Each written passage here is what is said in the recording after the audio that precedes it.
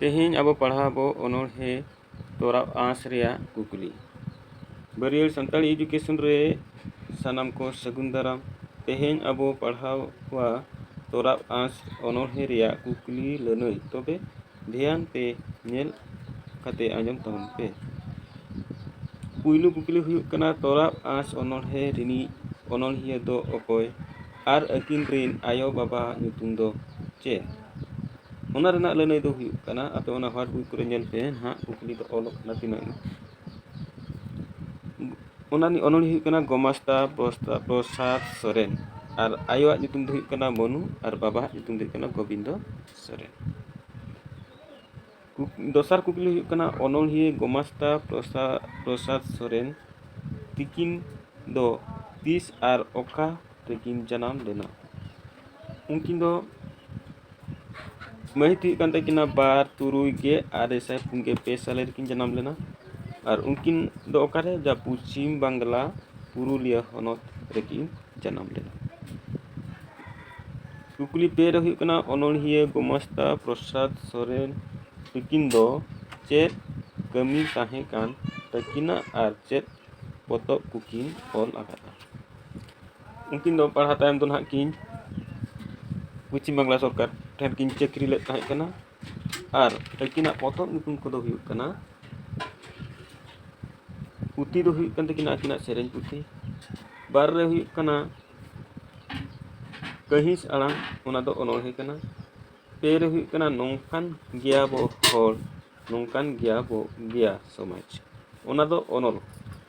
इना तायम हुयुग कना पुना रे मार्शल डाहार ओना दो ओनोहे।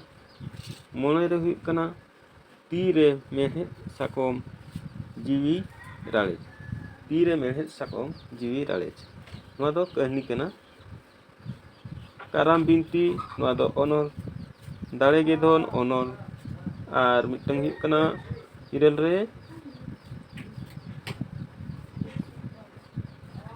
अजड़म बजड़म ओना दो हुयुग कन तकिना ओनोल। पुना कुकली रे हुयुग कना गोमास्ता प्रसाद सोरेन तिकिन ना मन और सोरेस ओनोलिया कथा बाबत ते लैले। अच्छा लन हुयुग कना अकिना सामहे चर्चाय रे कुसी काते पुरुलिया साहित्य एकाडेमी दो मने एमाकिन ताहे और भारत जाका संताली ओनोलिया गांवता हों गे 900 साल रे सोरेस ओनोलिया लेकाते सिरपय चालाकिन ताहे। मोनियाना कुकली हुयुग कना तोरा आँस ओनोल्हे तोरा आँस ओनोल्हे तालाते ओनोल्हिया चेत मेन साना आका देया ओनोल्हिया चेत मेन साना आका देया ताले चेत मेन साना आका देया आपनारा ओड़ा रे आपनार होड़ के बैरी और एटा होड़ा दोस्ते आपनार होड़ दोस नोंकाते आँस पुरा दो ओहो आन गया ओनाते एटा होड़ा दोस्ते आपनार होड़ा दोस आलोपे दोस कोआ और आपनार भितरी रे बैरी आलोपे ताहेना।